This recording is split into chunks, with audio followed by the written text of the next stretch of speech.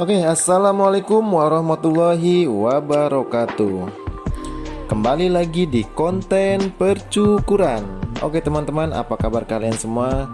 Semoga sehat selalu, dimudahkan segala sesuatunya, dan tentunya makin sukses. Jadi, di video kali ini gue masih ngebahas seputar dunia rambut, bukan dunia goib teman-teman. Jadi kali ini gue kedatangan tamu, dan tamu ini minta model yang sedikit berbeda dari yang biasanya. Karena biasanya gua buatkan model undercut. Saat ini beliau saat ini dia pengen model yang berbeda. Jadi kami diskusi, kemudian timbullah atau apa sih, kemudian gua arahin untuk bikin model French crop, dan si klien gue ini setuju. Oke teman-teman, jadi model French crop sendiri di beberapa rambut ada yang nggak cocok, ada yang cocok. Jadi tergantung ya untuk jenis-jenis rambutnya juga. Jadi nanti seperti model yang sekarang gue buat ini, menurut dari sudut pandang gue dia cocok untuk di French crop karena nggak terlalu jigrak-jigrak banget rambutnya. Karena kalau jigrak banget juga dibuat model French crop itu lumayan cukup susah, karena bagian rambut depannya nanti dia bakal ngangkat teman-teman. Seperti itu teman-teman. Oke, jadi langkah-langkahnya sama seperti biasanya. Jadi di sini gua buat French crop dengan bagian samping gua buat fade ya teman-teman. Dan fade-nya juga ya, mungkin bagi teman-teman yang sudah terbiasa membuat fade, mungkin ini teknik yang cukup mudah. Tapi di sini gua mau nge-share ke teman-teman bagaimana cara gua membuat fade. Ya ini fade ala-ala gua sendiri teman-teman. Di sini gua nggak mengklaim bahwa teknik yang gua share ini ke teman-teman ini teknik terbaik, enggak teman-teman. Jadi di sini gua hanya membagikan atau gua hanya menunjukkan bagaimana cara gua membuat fade. Terus bagian topnya gue buat French crop.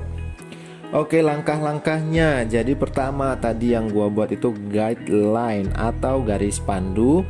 Gue garis mengeliling bagian ke samping kiri, kanan, dan belakang. Fungsinya yaitu namanya guideline, garis pandu. Jadi untuk panduan teman-teman. Jadi untuk panduan bagian samping dan belakang, kanan kirinya itu sama, nggak kependekan. Maksudnya itu nggak miring ya teman-teman.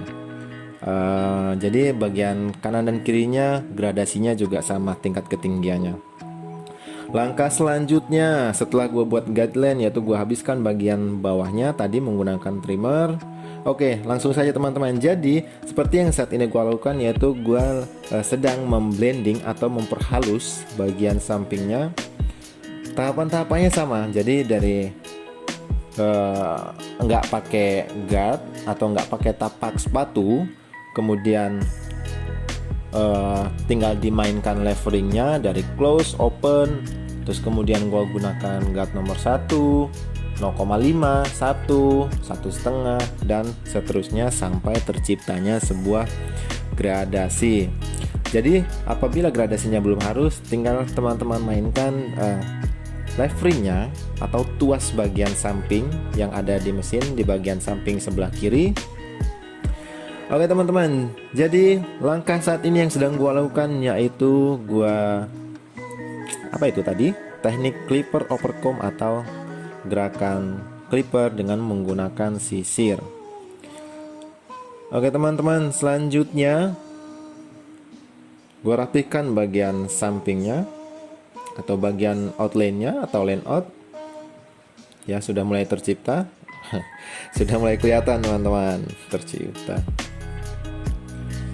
Oke, langkah selanjutnya yaitu gua basahi bagian atasnya.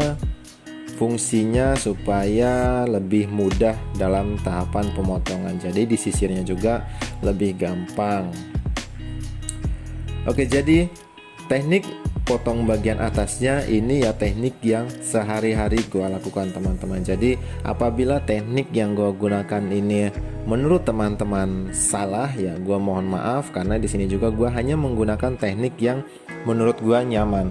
Karena gue yakin di luar sana teman-teman juga tekniknya banyak dan mungkin teknik yang teman-teman pakai di sana juga teknik yang baik dan benar. Tapi di sini gue menggunakan teknik gue sendiri karena menurut gue ini lebih nyaman.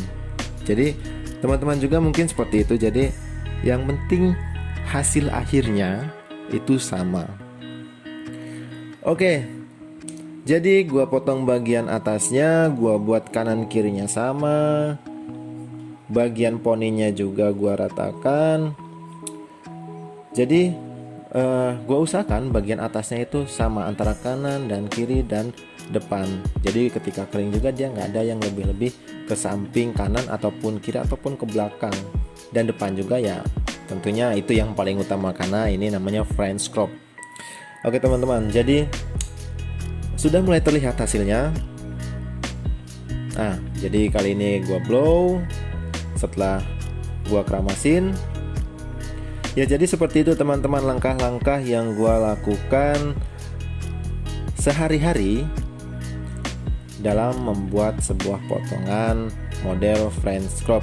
Kemudian langkah-langkahnya ya seperti tadi, dan saat ini gua kasih hair powder karena tadi udah gua keringkan. Oke teman-teman, jadi hair powder sendiri lebih bagus digunakan ketika posisi rambut sudah kering. Oke teman-teman, mungkin itu saja yang bisa gua sampaikan. Mohon maaf bila ada kekurangan dalam penyampaian gua, karena di sini gue juga hanya sharing ke teman-teman, hanya menunjukkan bagaimana cara gue memotong sehari-hari. Oke teman-teman, kurang lebihnya mohon maaf. Kurang lebihnya ya mohon maaf. Oke, assalamualaikum warahmatullahi wabarakatuh.